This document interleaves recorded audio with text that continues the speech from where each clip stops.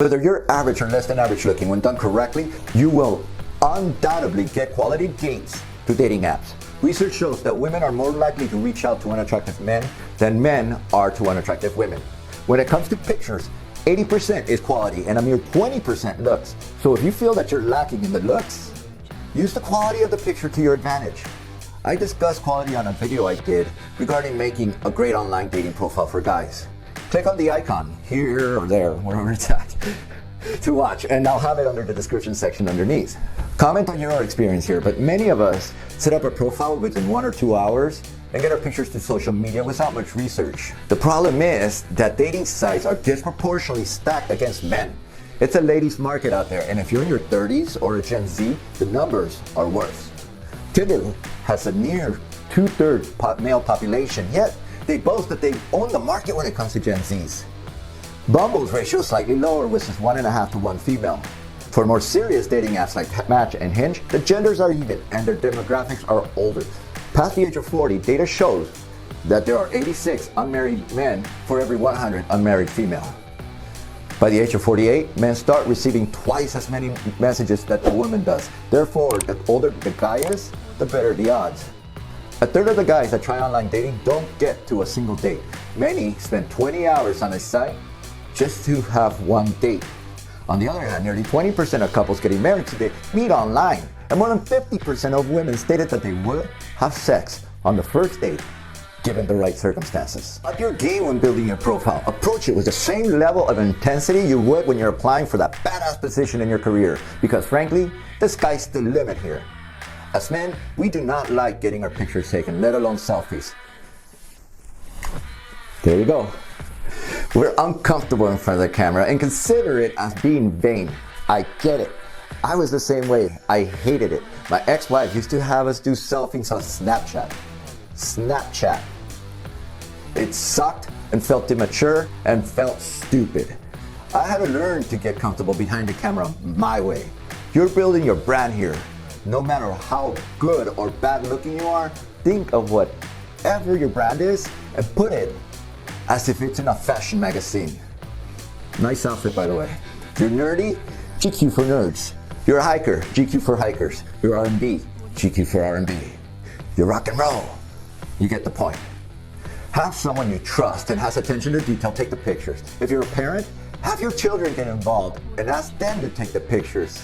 It's a learning experience for them, and I'm pretty sure that they're gonna be joining online dating in the near future. Here's a quick test about what we don't look for on selfies.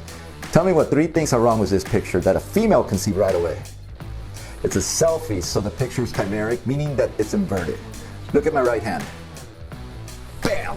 It looks like my left hand, and I'm wearing a wedding band. Make sure you flip it around. Also, those drinks in the back are out of place, so have a clean background. And last, I actually noticed this after I took the picture. My zipper's undone. I had to go to the restroom.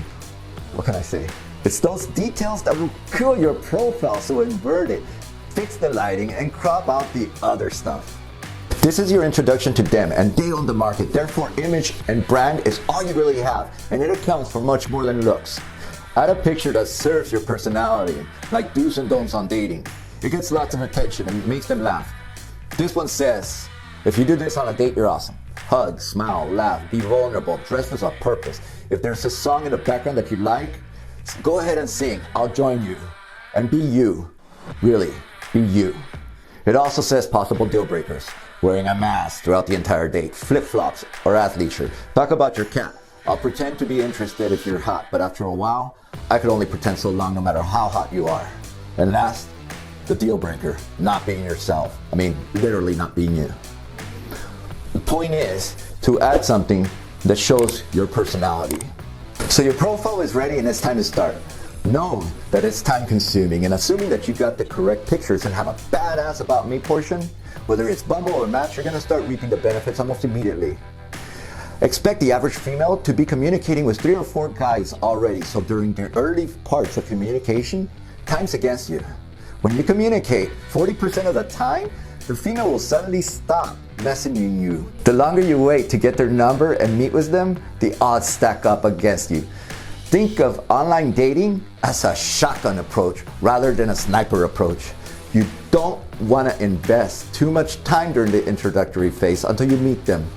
I've been catfished plenty of times to the point that I had to start actually insisting that I video chat with them first, no matter what they look like on pictures.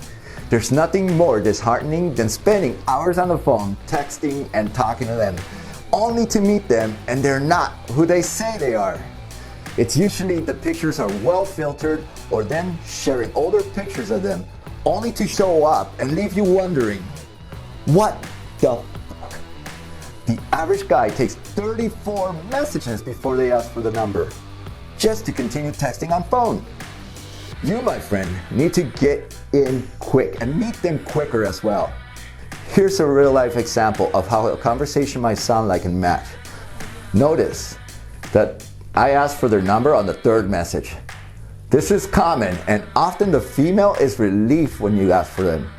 Send a funny text to them on phone. Write something like, "Hey Anita, this is Renee. I'm that handsome, muscular, intelligent, and extremely humble nerd from Match.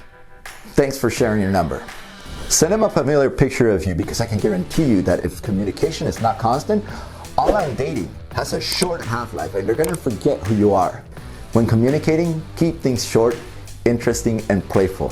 Your job is to make them smile, and you'll get to know their interest level right away, asking when it's a good time to speak. What? Next Thursday, you say? Call you after 5 but not past 5:15? If they can't talk to you within the next few days, I drop them. Unless it's extenuating circumstances, I lose interest if they can't meet for coffee within a few days. Oh, really? In 2 weeks? Oh, that sucks. Just so happens that my Uncle Josefi is flying in from the old country and he wants me to take him shopping that week. Wink, wink. Some apps will tell you when the other person's online. Reach out to them during that time so that they get the message right away and you show up first on the message list. If you don't know when they're online, then try sending them messages in the early evenings, especially Sundays and Mondays evenings. Those are the busiest times of the week. And the holidays. Oh, the holidays, yes. There's a reason why I'm launching this just prior to the holidays. It's busy season, folks. December 26th to March are the busiest months, so hone in on your craft.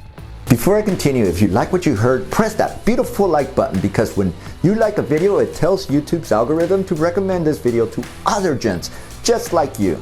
Data shows that the top 10% of YouTube channels get 80% of the views, making this platform highly competitive. So go for the underdog. You can help by simply liking the video and making a comment. What do you think? Does online dating work for you? Or what's your favorite dating site? Let me know. And of course, subscribe. That way, when I do make a new video, you'll get notified, or it'll show up on your feed. So what are the best online dating sites for guys? I've been on Match, Hinge, OkCupid, Suze, Bumble, Tinder, and Facebook. I'll give you my thoughts. Tinder, I thought, was a pretty good app, and I got to meet some good quality people. It tells you the distance from the person, which is great because you know if it's worth pursuing. If you live outside of the United States or in a rural place, Tinder, which is popularity, has the most opportunity despite the age. But competition is against you, and really, I mean really, follow my advice, because you're gonna meet some sugar babies, lots and lots of catfishes, attention-seeking girls, and girls that momentarily broke up with their boyfriends for the next couple of days and they just need to feel good. With that said, I had a good time on Tinder, but as with anything, you outgrow it. Bumble is my favorite of the apps, and even though I'm a Generation Xer, it would still be my favorite if I were a Gen Z. It's similar to Tinder.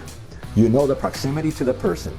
The ladies don't have that attention-seeking behavior, and it's up to the female to make the first move, which makes them more committed when they do. To make sure that they reach out after matching, write on your profile or on a picture. Just say hi, and I'll take care of the rest. It's also a good site because you can send additional pictures, talk, or even video chat with them. Because of its ease of use though, competition is still tight. Then you got Hinge. Hands down, for some reason they have the best looking and the highest value of the ladies. The women can also introduce themselves according to which picture they like, giving me insight as to their personality. It would be my favorite of the apps, but they're still growing and therefore not that many people know about it. If you're in a more rural area, then you probably won't have much luck with it. Hinge also has that annoying habit of picking out some bizarre locations where the other person lives. For example, rather than saying that the person lives in Los Angeles, California, it may say John Glenn, California. Then you have to Google John Glenn, California, and it turns out that John Glenn is a high school in California and they really live in Nora, California. Whatever. Another downside is that you can't share pictures in the messaging, thereby limiting you to only the pictures that they have available. Then you got Match. It's another great app for the older population. It is for more serious daters looking for a relationship, but that is not a hard rule. It tells you the distance from the person and even has a feature where it tells you if you cross paths with someone else. If you need help with your profile and you need to find out what's not working, you can talk to a counselor who's there to help. The downside is that you cannot share pictures with them and therefore you're limited again to what they look like on the profile. Last is Facebook. It's free, but you get what you pay for. I can't even take Facebook dating out of my Facebook account to close it. For the flow of the video, I waited till the end to give you my why. Here's a brief background as to how I got to learn and study online dating. My resume, if you will. In 2018, I was a completely different person. I was a loyal, giving, and kind of stupid husband. My second wife said that she was leaving me and she simply fell out of love with me. I felt the weight of the world on me. And I was that guy, the one with 2 divorces. I was a nobody, all washed up, a 2-time loser. Now I had to quantify my wives. I hate having to say wife number 1 and the number 2. The thought of trying to see another woman naked was foreign to me. I had no balls, felt no value, but a week after she left, I got the craziest news of my life. She had a double life, and that's when I gave myself permission to move forward and I got my wings back. I found the entry level of dating, Tinder. I wasn't alone. It was common to have to say that you had multiple spouses, and my world got exponentially larger. The research therefore began, and I wanted to learn more about online dating.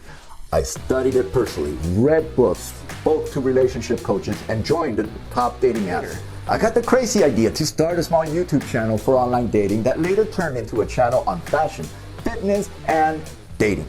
The Renaissance Man. But the research continued. So I'm not gonna say that I'm some ladies man, Casanova, to help you get laid. I'm not that guy. I'm just a fella who did his research. Lots of it. Thank you very much.